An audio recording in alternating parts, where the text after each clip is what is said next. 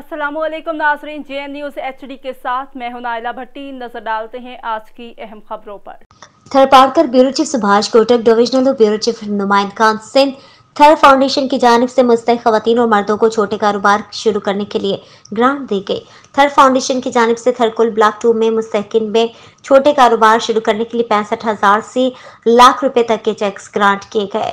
थरकुल block 2 और गोड़ानो area में माजूर बेवा खवातीन और मुनफरिद कारोबार करने वाले जरूरतमंद अफराद को ग्रांट वाले चेक से रुकन सूबे assembly Faqir Sher Mohammad Bilalani, Sindh agro coal mining company के vice president Azhar Malik, general manager admin Ahmad Munib, general manager operation Asim Shahbaz, manager Thar foundation Sabeen Shah, doctor Ashok Malik, Ehtesham Narinder Sothar Allah Wadhayo ने तकसीम किए।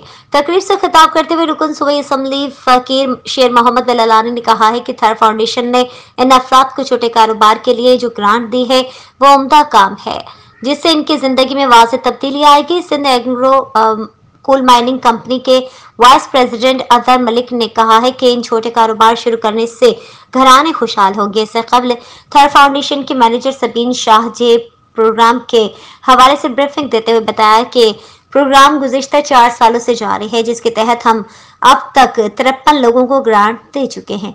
Subhash Kotak, divisional bureau chief और नुमाइंद खान सिंध।